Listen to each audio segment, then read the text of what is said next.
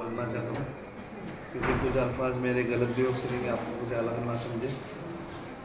भारतीय युवा कल्च प्रतिष्ठान और हमारे स्पोर्ट्स क्लब है जो इंडियन स्पोर्ट्स क्लब के नाम से चलाता हूँ। सर ने एजुकेशन के बारे में बहुत ही अच्छी आपको जानकारी दी और आपको बहुत अच्छा समझ में आया, ऐसे मैं समझता हूँ। और स्पोर्ट्स के माध्यम से मैं आपको खास करके एक मैसेज देना चाहता हूँ, अपने बच्चे पढ़ाई के साथ खेल कूद में भी इतना हर चीज़ में हिस्सा ले ताकि उनका फिज़िकल और उनका जो शरीर की तंदुरुस्ती है इससे एकदम अच्छी बने, ताकि आगे आने वाली कोई भी मुसीबत का वो आसानी से मुकाबला कर सके। और साथ ही साथ उनका फिज़िकल इतना अच्छा बने कि वो कोई कॉम्पिटिशन्स होते हैं स्कूल लेवल में, डिस्ट्रिक्ट, स्टेट, नेशनल, इस कंपटीशन में भी हिस्सा ले ताकि उनका आगे जब नौकरी की या कोई सी बात की नौबत आती तो उनका आसानी से उस कंपटीशन में कामयाबी हो। तो मैं यही चाहता हूँ कि आज सर ने बताया था, हमने एक बड़ा इंटर स्कूल कॉम्पिटिशन रखा है जिसमें ड्राइंग, सिंगिंग, डांसिंग और बहुत सारे इवेंट्स रखे जो सर को लेटर दिया होता हमने। एजुकेशन के साथ साथ जो अदर एक्टिविटी होती है उन एक्टिविटी में भी अपने बच्चे आगे आना चाहिए। इस हिसाब से सर ने हमें आमंत्रित किया था यहाँ कि आप आके थोड़ा पेरेंट के साथ मशवरा करें या फिर कुछ सलाह दें। तो मैं इतना बड़ा तो नहीं कि मैं आपको कुछ डायरेक्शन या सलाह दे सकता हूँ, बट ये कि मैं करीब 25 साल से अब तक 10,000 स्टूडेंट बना चुका हूँ, जो कि स्टेट, नेशनल, इंटरनेशनल और world record of Guinness book of world record, ऐसे कई रिकॉर्ड्स मेरे नाम पे है। लेकिन मैं उनमें बहुत गिना चुना लिखता हूँ, अपने स्कूल बहुत कम देखता हूँ अपने कौम के बच्चे जहाँ के किसी भी कंपटीशन में या किसी भी खेल कूद में नहीं होते, बहुत कम होते हैं। तो सर ने एक मौका दिया है हमें यहाँ पर कि अपने यहाँ के पेरेंट्स के साथ एक बार मीटिंग कर लें और यहाँ पे कुछ स्पोर्ट्स क्लब शुरू करना चाहते हैं ताकि हर स्पोर्ट्स में भी अपने बच्चे आगे जाएं और उनको भी एक डिस्ट्रिक्ट हो या स्टेट, नेशनल या कोई इंटरनेशनल कंपटीशन में हिस्सा लेने का मौका मिले। और आप जैसे पेरेंट्स अगर उन्हें प्रोत्साहन देते हैं तो ज़रूर हम जैसे कोच आके उनको थोड़ा गाइडेंस करके और कामयाबी हासिल करने के लिए हम पूरा कोशिश करेंगे। तो यही आपसे मैं उम्मीद रखता हूँ, आने वाली कंपटीशन जो कर रहे हैं उस कंपटीशन में हिस्सा ज़रूर लेंगे और साथ ही साथ सर और आपाओं के साथ एक बार मीटिंग करा के यहाँ पे स्पोर्ट्स जैसे कि कराटे जो मेन इम्पोर्टेंट होता है, आज के हालात देखते हैं अपन,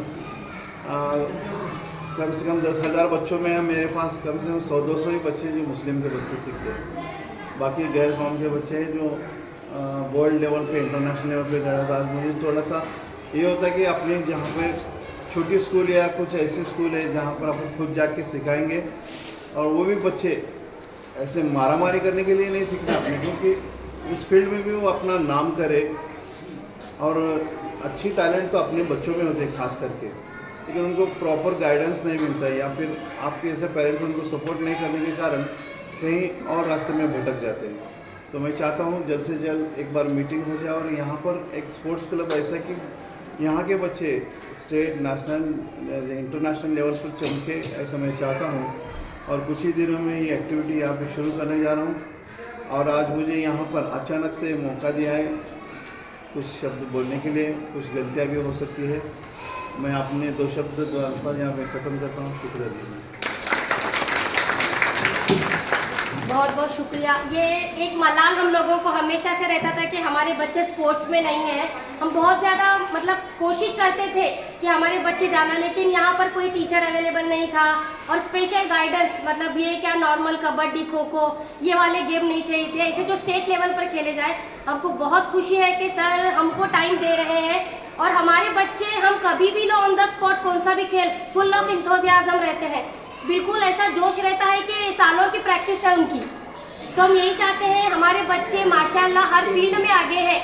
हमारे स्कूल के बच्चे एक बुलेट ट्रेन जैसा है। हमको ऐसा लगता है कि हमारे से ऐसे ऐसे क्वेश्चंस पूछते हैं कि कभी कभी हम भी ये रह जाते हैं। तो हमारे स्कूल के, हमारे पूरे स्टाफ की और हमारे सर की हमारी यही कोशिश है कि हमारे बच्चे फाइनेंशियली क्राइसिस का ये नहीं करते हुए पढ़ाई में बस आगे बढ़े। और आप देखिए 10th होने के बाद 12th होने के बाद जब हमारे में एक पैशन, एक जुनून रहेगा अपने बच्चों को पढ़ाने का, तो अल्लाह ताला तो रास्ते खोलते ही हैं। और बहुत सारे ऐसे लोग हैं जो एजुकेशन लोन देते हैं, पर बस हमको वो ये रहना चाहिए कि मेरे को आज मेरे बच्चे का करियर, मेरे बेटे को स्टैंड करना है, बेटी को स्टैंड करना है, उनका करियर बनाना है। हमारे में ये एक जुनून रहना चाहिए।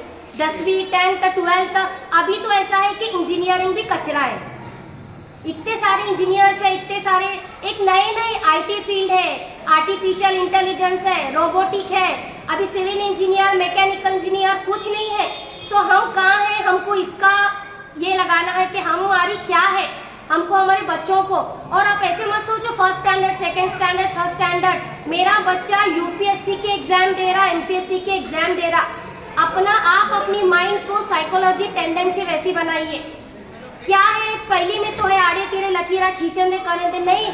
अभी देखो अपने जो बमन के रहते हैं, जो ब्राह्मण रहते हैं, जोशी वगैरह, उनका फर्स्ट स्टैंडर्ड से सेट रहता कि मेरा बच्चा डॉक्टर बनने वाला है, मेरा बच्चा इंजीनियर बनने वाला है, वो रोबोटिक इंजीनियर बनने वाला है, और उनका एजुकेशन वही हिसाब से वही रो में देते।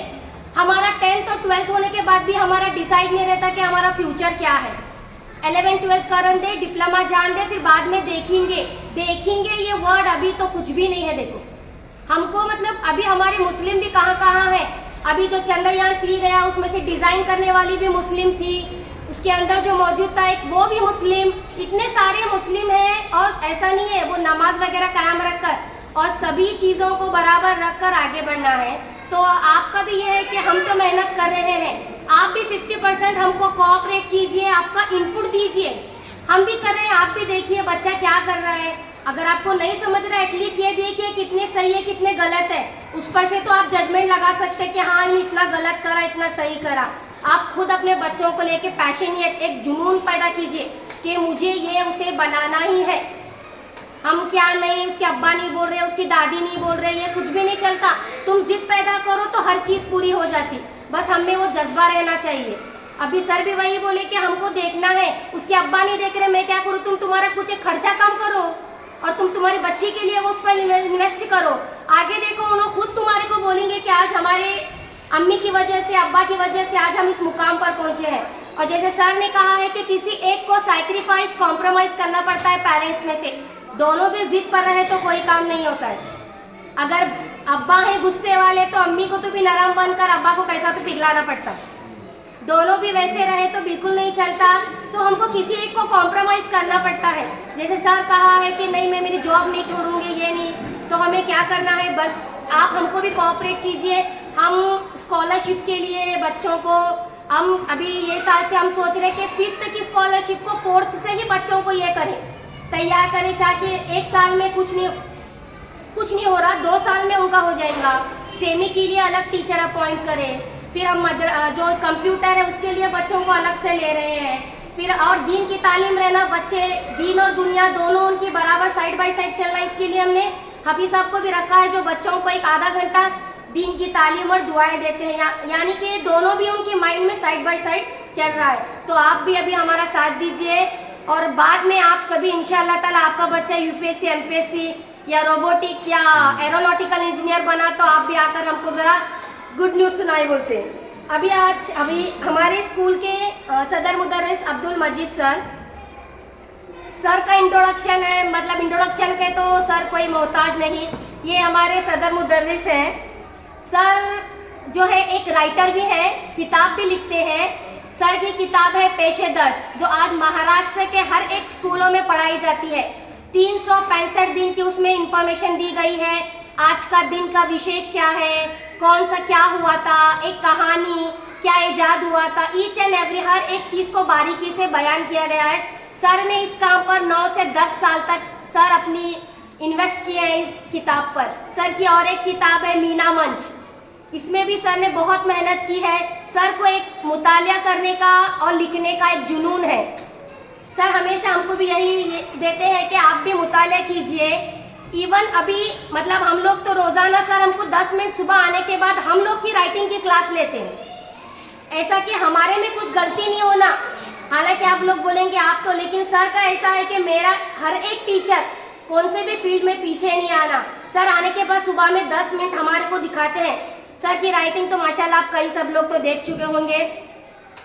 सर को आदर्श शिक्षक पुरस्कार मिला है और दूसरा सर को है जो महाराष्ट्र राज्य साहित्य अकेडमी की तरफ से, मनपा गवर्नमेंट की तरफ से और बज़्म गालिब, ऐसे कई सारी तंजीमों की तरफ से सर को अवार्ड मिला है। ऐसा है एक एक बार हम कहीं जाते हैं तो हमको पूछते हैं गैबी पीर स्कूल नहीं, आप मस्जिद सर की स्कूल में है क्या, हमको ऐसा पूछते हैं। यानी इंसान की पहचान उसके काम से होती है और हमको बहुत खुशी है कि सर अब हमारे सदर मुदर्रिस हैं। इंशाअल्लाह ताला उनकी रहबरी में हम स्कूल को और आगे बढ़ाएंगे। सभी पेरेंट्स का कहना है कि स्कूल 10 तक हो तो आगे बच्चों को मसला नहीं होगा। इंशाअल्लाह ताला इसके बारे में भी सर सोच रहे हैं। तो अभी सर अपने ज़रीन ख्यालात यहाँ पर पेश करेंगे और मीटिंग का जो मेन एजेंडा, जो मेन पर्पज़ है, सर यहाँ पर बयान करेंगे।